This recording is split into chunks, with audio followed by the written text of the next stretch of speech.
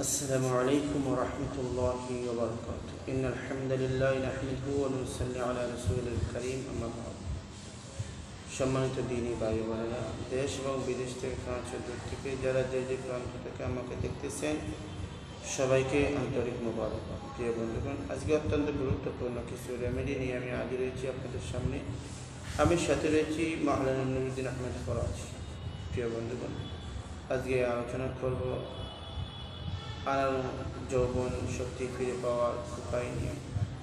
অনেক প্রবাসী ভাইয়েরা বলেন, স্যার বিয়ে করেছি 7-8 বছর, কিন্তু এখন যৌবন শক্তি হারিয়ে যাচ্ছে, দুর্বল হয়ে যাচ্ছে, ওয়াইফের কাছে সময় নিতে পারছি না, সবাসে সময় অল্পতেই বীর্য বের হয়ে যায়, একবার করলে দ্বিতীয়বার আর স্ত্রীর সাথে এনজয় করা যায় না।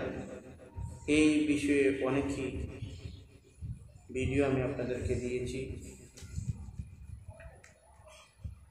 আপনারা কিভাবে আপনাদের বীর্যকে গাঢ় করতে পারবেন, আর একটা লক্ষণ হচ্ছে ভালো করে খাবার দাবার করা। এবং অনেকেই কবিরাজরা গরিবদের করে জুলুম করে। আমি আপনাদেরকে আজকে যে বিষয়গুলো বলবো, এই বিষয়গুলো যদি আপনারা খাইতে পারেন, এই জিনিসগুলো যদি আপনারা সংগ্রহ করে খাইতে পারেন, ইনশাআল্লাহ আপনার বীর্য গাঢ় হবে।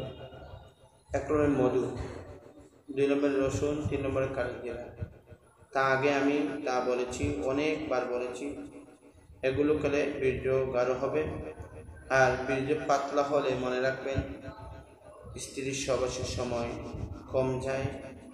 যেমন আপনার বীর্য যদি গ্রহণ করতে আরও কি জিনিস বলে, যেমন কলমি শাক, তুলসী পাতা এবং বেল এবং আলকুচি পাউডার এবং কিস্তরি পাতা পানিতে মিশিয়ে চিনির সাথে আপনি তো সেবন করতে পারেন।